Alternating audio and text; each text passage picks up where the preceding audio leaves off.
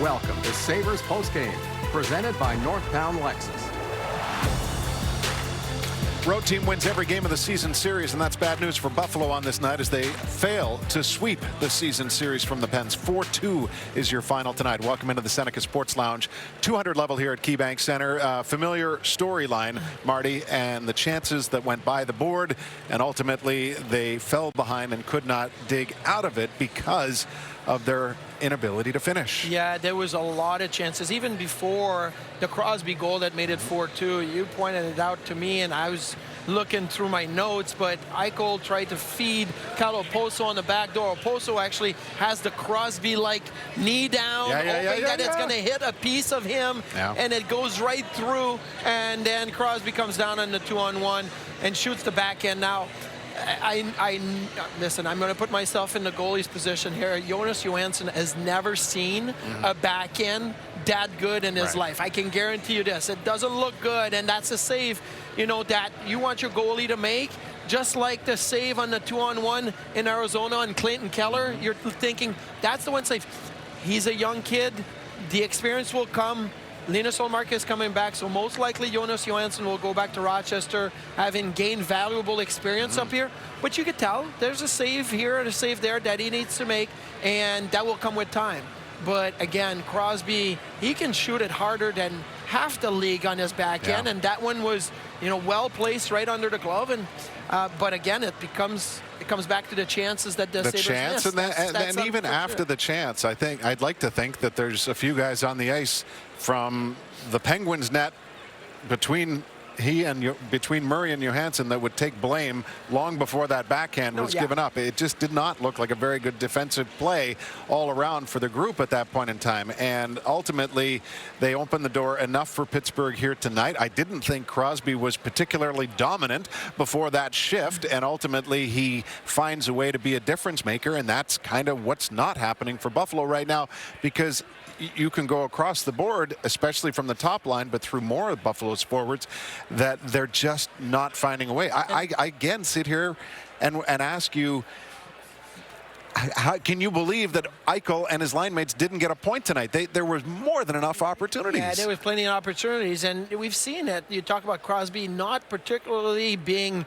dominant in the game when you look at the scoring chances. I thought early on Malkin was a beast. Yes. And yeah, when Malkin plays the way that he was playing, it takes himself almost out of the game because he's too aggressive, took a penalty cross-checking Montour, but that's usually when you get him to be at his best, and he was a beast early on.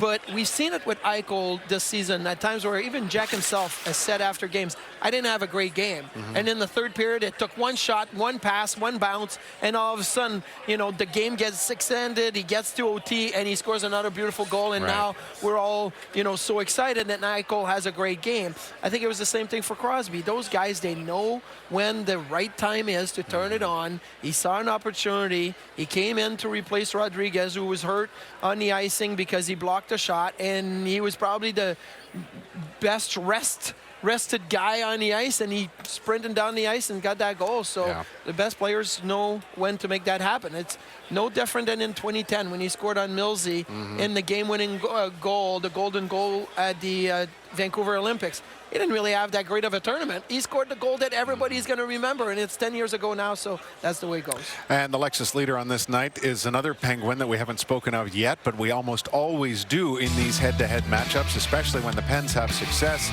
Patrick Hornqvist with a pair, and now with 24 points in 22 games lifetime against the Sabres. Now, granted, the first one never should have counted, but Hornqvist's presence was definitely there for the black and gold. He's always around the net. Look, this is a power play goal, and obviously with the additions that the Penguins made and bringing back Sherry Rodriguez, bringing Marleau, bringing Zucker, it's pushed Hornqvist down the lineup. He's used to playing alongside Crosby. Now he's on a third line, but he still gets in the people's face. The ice time is going to be lower, 13:01 of ice time, but definitely a big impact on the game, picking up garbage goals and right around the crease goals.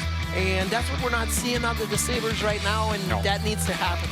Yeah, and again, it's has to be incredibly frustrating for the group right now. The Sabres, that is, a team that has dropped 5 in a row. They were riding a 4-game win streak in this building, but on the heels of the disappointing road trip, they were unable to secure the win coming back here. And now, as Dan mentioned, facing Philadelphia, a team that has won 8 in a row as they push for top spot in the Metro. That's next for Buffalo. Speaking of Dan and looking at Marty, clearly the theme tonight was Bald for Bucks, and we thank you so much for your support. Donations still open up until midnight. Go to sabres.com/baldforbucks. The number is big. We'd love to see it even bigger.